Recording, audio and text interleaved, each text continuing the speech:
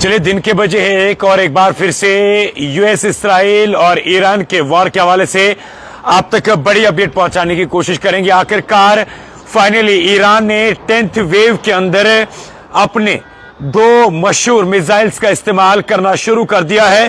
खैबर और मुनव्वर जैसे मिसाइल्स को अब ईरान मैदान में डाल चुका है। और आपको पता चले कि ईरान के IRGC के मुताबिक 10th वेव के अंदर खैबर और मुनव्वर जैसे मिसाइल्स का इस्तेमाल करने के बाद इसराइल के अंदर और इसराइल जैसे हाइफा इसराइल हो गया, ऑक्यूपाइड पैलेस्टाइन के अंदर जितने भी मिलिट्री एयर बेसेस है मुसलसल अब ईरान उनको निशाना बनाया जा रहा है। और इसके साथ साथ आपको पता चले कि ईरान के जो सीनियर ऑफिशियल्स हैं उनका जवाब अमेरिका डोनाल्ड ट्रंप के उस स्टेटमेंट को लेकर आया जिस पर डोनाल्ड ट्रंप ने यह कहा था कि ईरान बात अब करना चाहता है और हम भी उससे बात करना चाहते हैं। लेकिन ईरान के सीनियर ऑफिशियल फॉरेन मिनिस्ट्री का साफ तौर पर दावा है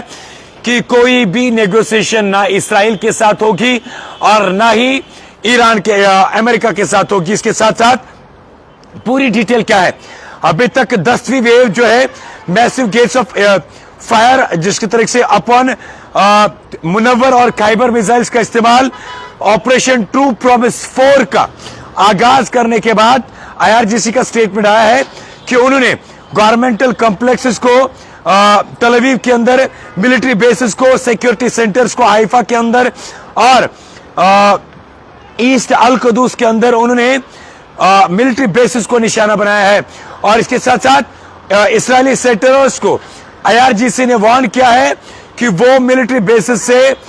जो ऑक्यूपाइड टेरिटरीज के अंदर रह रहे हैं वो इस्राएल के मिलिट्री बेसिस से दूर रहे, सिक्योरिटी सेंटर से दूर रहे, गवर्नमेंट फैसिलिटी से दूर रहे और जल्द से जल्द उन जगहों को छोड़कर सेफर प्लेसेस पर चले जाए। और इसके साथ साथ आपको पता चले कि लेबनान से जिस तरीके से रॉकेट इसराइल के ऊपर दागे गए थे उसकी कार्रवाई में इसराइल ने भी वापस लेबनान के ऊपर मिसाइल्स दागे जिसमें अभी तक 7 लोग अपनी जान गंवा चुके हैं, जिसमें ज्यादातर औरतें और बच्चे ही है। और इसके साथ साथ आपको और भी अपडेट देने की कोशिश करेंगे।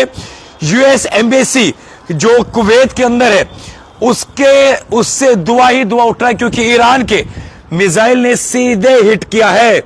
ये जो तस्वीरें आपको नजर आ रही है ये यूएस की एम्बेसी है कुवैत के अंदर, जिस पर ईरान ने अपने ड्रोन से हमला करके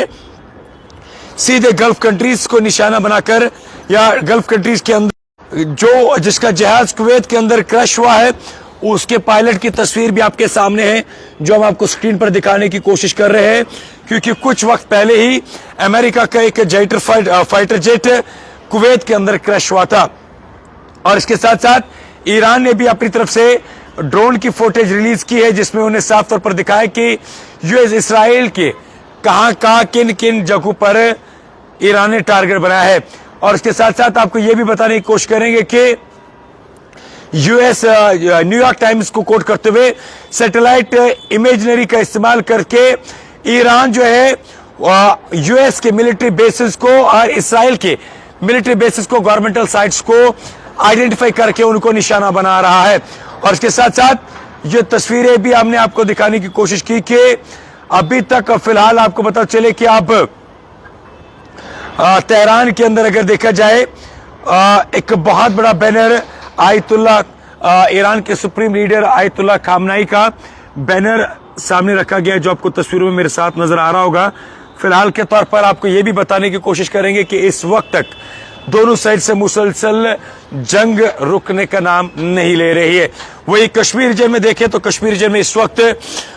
सिक्योरिटी फोर्सेस ने माफी चाहेंगे इंतजामिया ने अपनी तरफ से रिस्ट्रिक्शन आयद की और लोगों से गुजारिश की है कि वो पूरी तरीके से ताउन दे लॉ एंड ऑर्डर को कंट्रोल करने में। फिलहाल आपको ये भी बताने की कोशिश करेंगे कि